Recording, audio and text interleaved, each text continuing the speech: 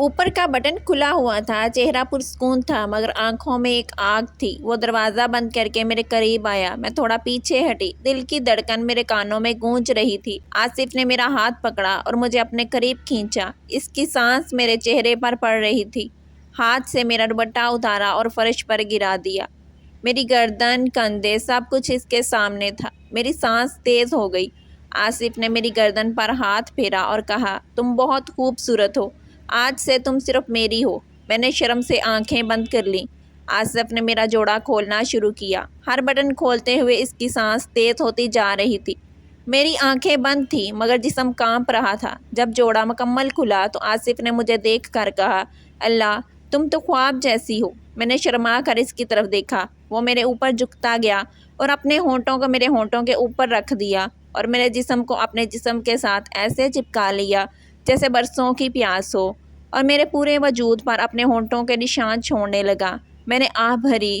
دوستو، میں بہت محنت سے خود سے یہ کہانیاں بناتی ہوں۔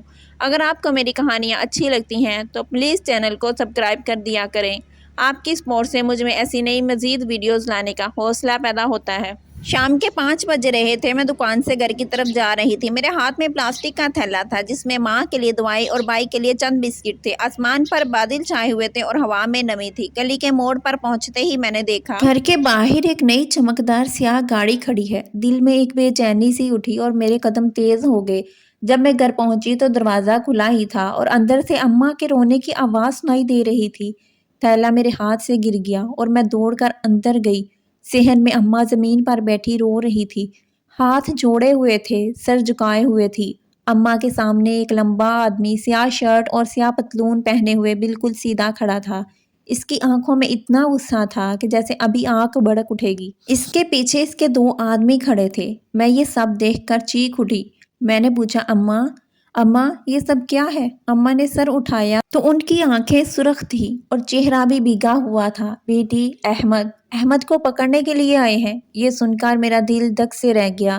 میں نے حیرت سے پوچھا، کیوں اماں؟ بھائی کو کیوں پکڑنے آئے ہیں؟ بھائی نے کیا کیا ہے؟ اسی لمحے وہ آدمی آگے بڑھا اور غصے سے بولا، تمہارے بھائی نے میری بہن کی عزت پر ہاتھ ڈالنے کی جرات کی ہے۔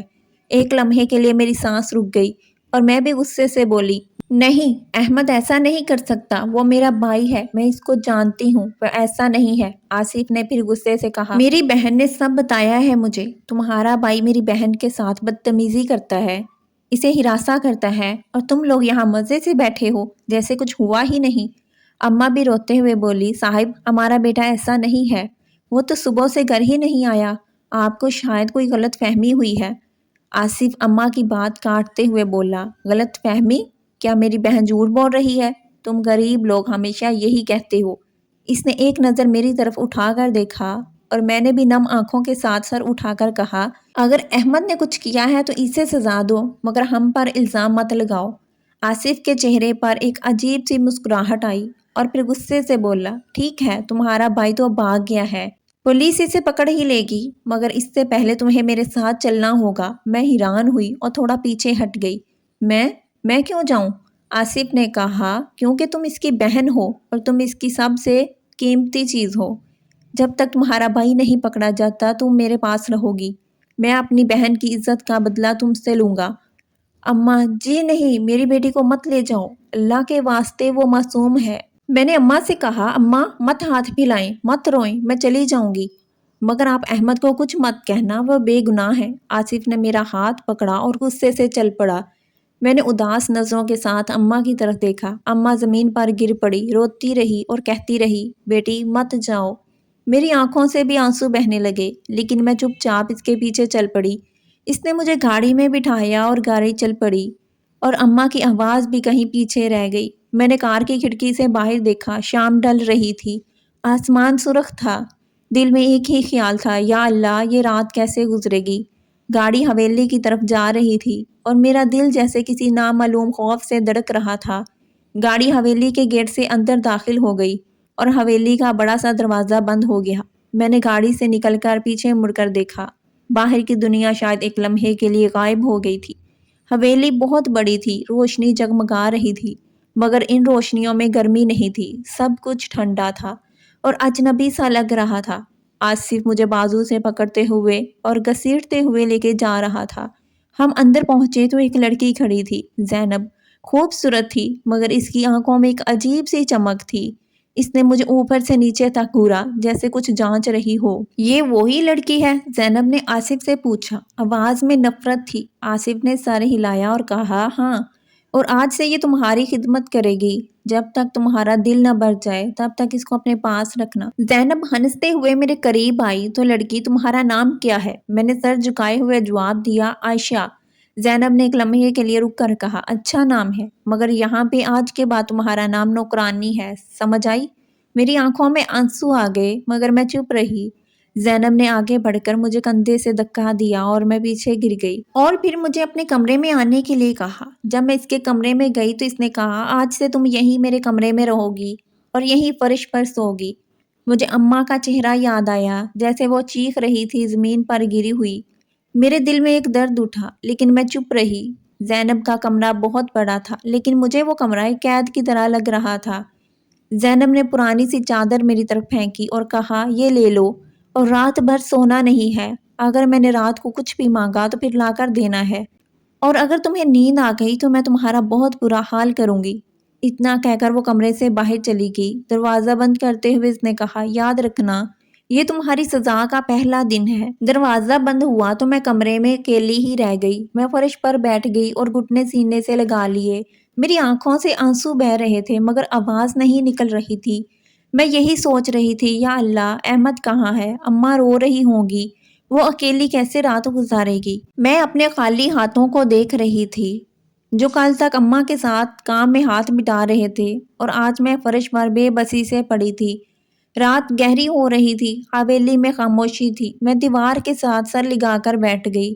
دل میں ایک ہی دعا تھی، بس اے اللہ، بس یہ ایک رات گزر جائے، کل احمد آ جائے گا، کل سب ٹھیک ہو جائے گا۔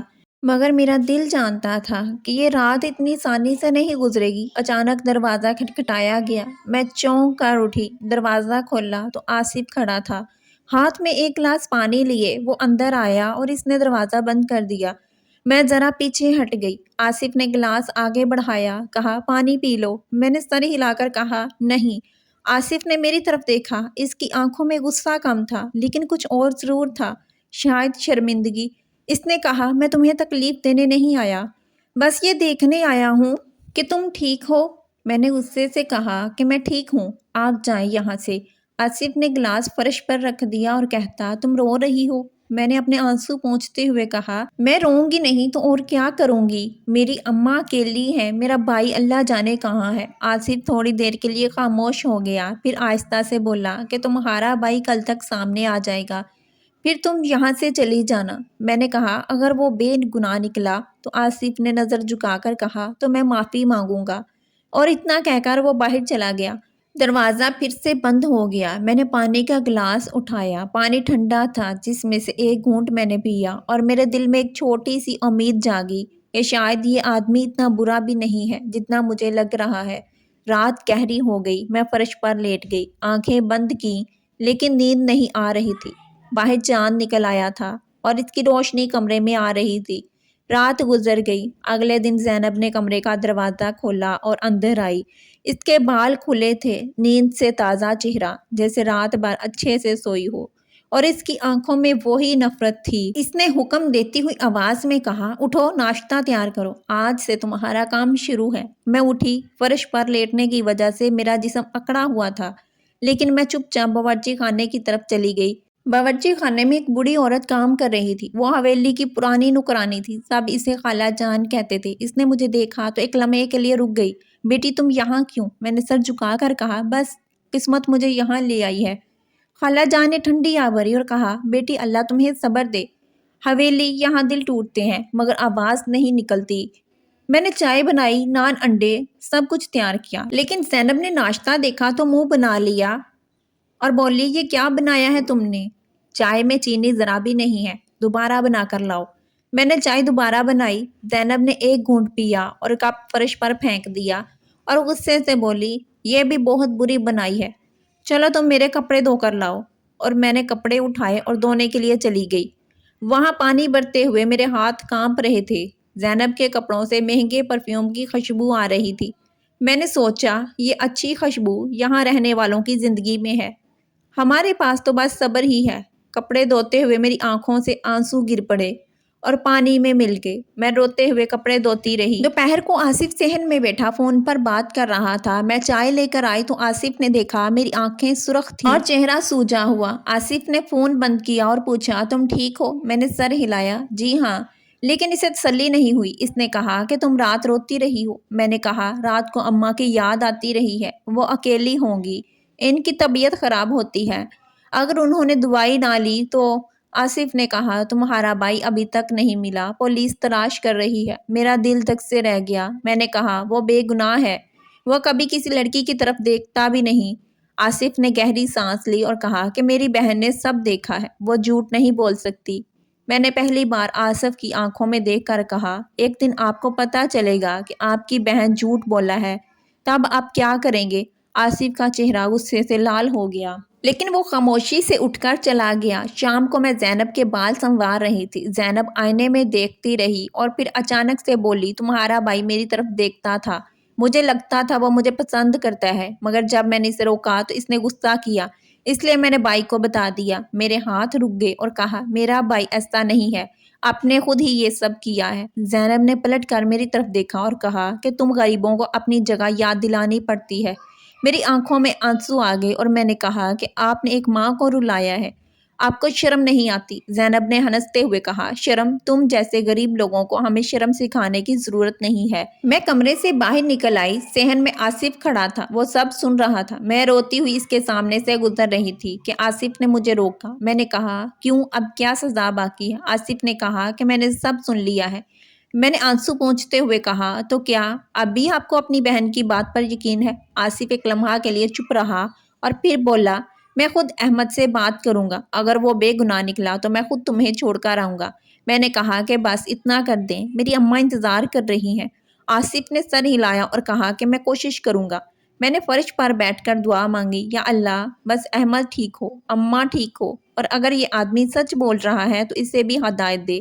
اگلے دن سب کام معمول کے مطابق ہو رہے تھے کہ اچانک سے آصف نے مجھے روکا اور اس نے آہستہ سے کہا کہ آج میری احمد سے بات ہوئی ہے۔ میرا دل زور سے دھڑکا۔ کیا کہا اس نے؟ آصف نے گہری سانس لی۔ وہ کہتا ہے کہ اس نے کچھ نہیں کیا، زینب نے خود ہی فون گرایا تھا، وہ بس اسے روکنے کی کوشش کر رہا تھا۔ میری آنکھوں میں ایک چمک آ گئی اور کہا تو کیا اب آپ کو یقین ہو گیا ہے؟ آصف نے کہا کہ نہیں، میں ابھی پوری طرح یقین نہیں کر پا رہا۔ زینب بھی میری بہن ہے اور مجھے پتہ ہے وہ جھوٹ نہیں بول سکتی، لیکن مجھے احمد کی بات میں بھی کچھ سچائی نظر آ رہی ہے۔ میری آنکھوں میں آنسو آ گئے۔ میں نے کہا میرا بھائی تو بس ہماری خاطر کام کرتا ہے، وہ کبھی کسی کے ساتھ برا نہیں کر سکتا۔ آصف نے میری طرف دیکھا اور کہا کہ رو نہیں، میں کل زینب سے دوبارہ بات کروں گا۔ میں نے کہا کہ بس اتنا کر دیں کہ آپ اماں کو بتا دیں کہ میں ٹھیک ہوں۔ آصف نے کہا ٹھیک ہے، میں بتا دیتا ہوں۔ رات کو میں کمرے میں بیٹھ کر دعا مانگی یا اللہ شک کو دور کر دے اور سچ سامنے آ جائے۔ اچانک سے دروازہ کھٹکھٹایا گیا۔ میں نے دروازہ کھولا تو آصف کھڑا تھا، ہاتھ میں ایک پرانا موبائل تھا۔ یہ تمہارے بھائی کا فون ہے، پولیس کو ملا ہے۔ میں نے اس کے ہاتھ سے فون لیا، اس میں اماں کا میسج تھا، بیٹا گھر آ جا، عائشہ کو لے گئے ہیں، اگر تو سچا ہے تو اللہ تیرے ساتھ ہے۔ میں فون دیکھ کر رو پڑی۔ یہ میسج احمد کو اماں نے کیا تھا اور وہ اب گھر آ رہا تھا تو واقعی بھاگا نہیں تھا، وہ تو کام پر تھا۔ میں نے آصف کی طرف دیکھا اور کہا کہ اب آپ کو یقین ہو گیا؟ آصف نے کانپتی ہوئی آواز کے ساتھ کہا کہ میں زینب سے بات کرتا ہوں ابھی، اور وہ پلٹ کر چلا گیا۔ میں نے فون سینے سے لگا لیا، دل میں ایک درد تھا مگر ایک امید بھی تھی۔ باہر بارش شروع ہو گئی تھی، بارش کی بوند تھی کھڑکی پر گر رہی تھی۔ میں نے سوچا شاید یہ بارش سب دھو دے، شک بھی اور غصہ بھی۔ رات گہری ہو رہی تھی اور حویلی کے کمرے میں جو اونچی آوازیں آ رہی تھیں، آواز آصف اور زینب کی تھی۔ میں آہستہ قدموں کے ساتھ اس کمرے تک پہنچی۔ زینب چیخ رہی تھی اور کہہ رہی تھی کہ بھائی تم اس غریب لڑکی کی بات پر یقین کر رہے ہو، لیکن آصف کی آواز ٹھنڈی تھی۔ اس نے کہا زینب سچ بتا مجھے، کیا واقعی احمد نے کچھ کیا تھا؟ پھر خاموشی چھا گئی اور میرا دل زور سے دھڑک رہا تھا۔ میں دعا کر رہی تھی یا اللہ سچ سامنے آ جائے۔ رات کے 2 بج رہے تھے۔ اچانک کمرے کا دروازہ کھلا اور آصف اندر آیا۔ اس کا چہرہ پیلا اور آنکھیں سرخ تھی، جیسے کسی نے اس کے دل پر چاقو پھیر دیا ہو۔ وہ دروازہ بند کر کے اندر آیا اور دیوار سے ٹیک لگا کر کھڑا ہو گیا۔ میں فوراً اٹھی اور پوچھا کیا ہوا ہے؟ آصف نے کانپتی ہوئی آواز کے ساتھ کہا میں نے زینب سے بات کی ہے، وہ جھوٹ بول رہی تھی، احمد نے اسے ہراساں نہیں کیا تھا، زینب نے خود ہی فون گرایا تھا، احمد نے بس اسے روکا تھا کہ یہ کام غلط ہے، ایسا نہیں کرو۔ تو زینب کو غصہ آ گیا، اس نے مجھے جھوٹ بول کر بتایا کہ احمد نے اسے چھیڑا ہے۔ تو میری آنکھوں میں چمک آ گئی، میں نے کہا تو احمد بے گناہ تھا؟ آصف نے سر ہلایا، ہاں، اور میں تمہیں یہاں لا کر غلطی کی، تمہاری اماں رو رہی ہوں گی اور میں نے تمہیں سزا دے کر غلط کیا۔ میرے آنسو بہہ نکلے، میں نے کہا کہ آپ نے مجھے یہاں رکھا، زینب نے مجھے نوکرانی بنایا، میں نے سب برداشت کر لیا، مگر اب آپ کو سچ پتہ چل گیا ہے تو کیا یہ سب ختم ہو جائے گا؟ آصف نے درد بھری آواز میں کہا، نہیں، میں ابھی تمہیں چھوڑنے جا رہا ہوں۔ میں نے پوچھا کہ زینب وہ کیا کہہ رہی تھی؟ آصف نے ایک گہری آہ بھری، وہ رو رہی تھی، مجھے کہہ رہی تھی کہ معاف کر دو، مگر میں اسے معاف نہیں کر سکتا، اس نے میری بہن ہونے کا غلط فائدہ اٹھایا ہے، ایک بے گناہ لڑکے کو پھنسایا اور ایک بیٹی کو اس کی ماں سے الگ کیا ہے۔ میں نرم آواز میں کہا کہ آپ اسے معاف کر دیں، نفرتیں دل کو کھا جاتی ہیں۔ آصف نے میری طرف دیکھا اور کہا کہ تم اتنی اچھی کیوں ہو؟ میں نے تمہیں اتنی تکلیف دی، میری بہن نے تمہیں نوکرانی بنایا، تو تمہیں ہم سے نفرت کیوں نہیں ہوئی؟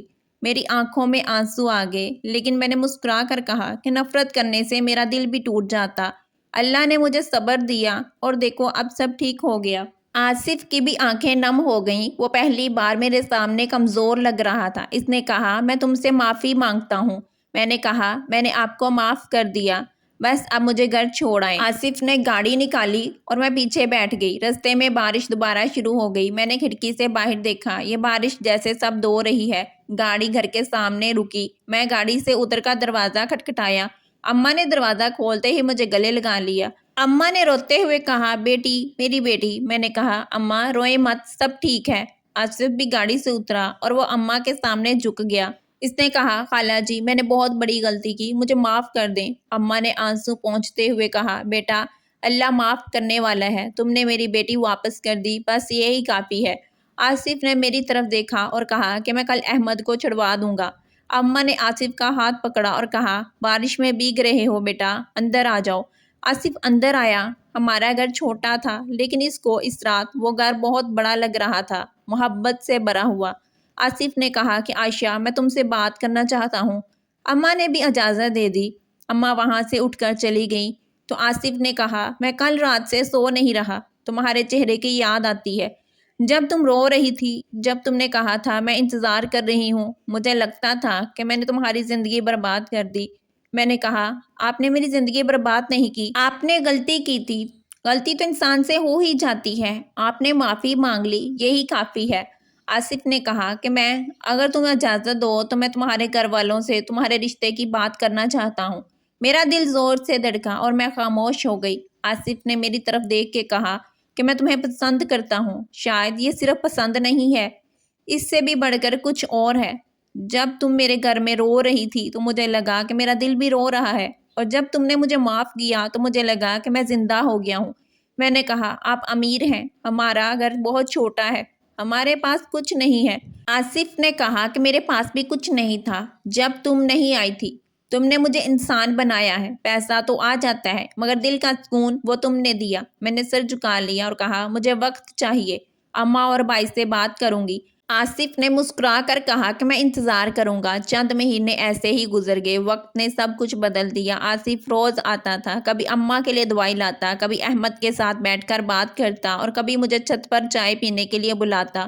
ایک دن احمد کی شادی کی بات چلی تو آصف نے بھی کہا کہ میں شادی کرنا چاہتا ہوں، مگر اس لڑکی سے جو مجھے انسان بنائی، یہ سن کر میں شرما گئی۔ اماں بھی وہیں پر تھی۔ آصف نے اماں کے سامنے جھک کر کہا کہ میں آپ کی بیٹی عائشہ کو پسند کرتا ہوں اور اس سے شادی کرنا چاہتا ہوں۔ خالہ جی یہی میری زندگی کی سب سے بڑی خوشی ہے۔ احمد نے بھی سر ہاں میں ہلایا۔ اس نے کہا بہن خوش ہے تو میں بھی خوش ہوں، بس دوبارہ اسے کبھی رلائیے گا مت۔ آخرکار شادی کا دن آ گیا، زینب نے بھی مجھ سے معافی مانگی۔ رخصتی کے بعد میں آصف کے عالی شان گھر میں دلہن بنی بیٹھی تھی۔ آصف کمرے میں داخل ہوا، وہ اب بھی وہی سفید کرتا پہنے تھا، مگر کرتے کا اوپر کا بٹن کھلا ہوا تھا، چہرہ پرسکون تھا۔ مگر آنکھوں میں ایک آگ تھی، محبت کی آگ۔ وہ دروازہ بند کر کے میرے قریب آیا۔ میں تھوڑا پیچھے ہٹ گئی۔ دل کی آواز میرے کانوں میں گونج رہی تھی۔ آصف نے میرا ہاتھ پکڑا اور مجھے اپنے قریب کھینچا۔ اس کی سانس میرے چہرے پر پڑ رہی تھی۔ ہاتھ سے میرا دوپٹہ اتارا اور فرش پر گرا دیا۔ میری گردن، کندھے، سب کچھ اس کے سامنے تھا۔ میری سانس تیز ہو گئی۔ آصف نے میری گردن پر ہاتھ پھیرا اور کہا، تم بہت خوبصورت ہو، آج سے تم صرف میری ہو۔ میں نے شرما کر آنکھیں بند کر لیں۔ آصف نے میرا جوڑا کھولنا شروع کیا۔ ہر بٹن کھولتے ہوئے اس کی سانس تیز ہوتی جا رہی تھی۔ میری آنکھیں بند تھیں مگر جسم کانپ رہا تھا۔ جب جوڑا مکمل کھلا تو آصف نے مجھے دیکھ کر کہا، اللہ، تم تو خواب جیسی ہو۔ میں نے شرما کر اس کی طرف دیکھا۔ وہ میرے اوپر جھکتا گیا اور اپنے ہونٹوں کو میرے ہونٹوں کے اوپر رکھ دیا اور میرے جسم کو اپنے جسم کے ساتھ ایسے چپکا لیا جیسے برسوں کی پیاس ہو، اور میرے پورے وجود پر اپنے ہونٹوں کے نشان چھوڑنے لگا۔ میں نے آہ بھری، پھر ہم دونوں ایک دوسرے میں کھو گئے۔ رات آہستہ آہستہ گزری۔ صبح کی پہلی کرن کمرے میں آئی۔ میں آصف کے بازوؤں میں تھی۔ ہم دونوں مسکرا رہے تھے۔ دل کہتا تھا، یہ محبت اب کبھی ختم نہیں ہوگی، یہ خوشی اب ہمیشہ رہے گی۔ دوستو، میں بہت محنت سے خود سے یہ کہانیاں لکھتی ہوں۔ اگر آپ کو میری کہانیاں اچھی لگتی ہیں تو پلیز میرے چینل کو سبسکرائب کر کے مجھے سپورٹ کیا کریں۔ آپ کی سپورٹ سے مجھ میں ایسی نئی مزید ویڈیوز بنانے کا حوصلہ پیدا ہوتا ہے۔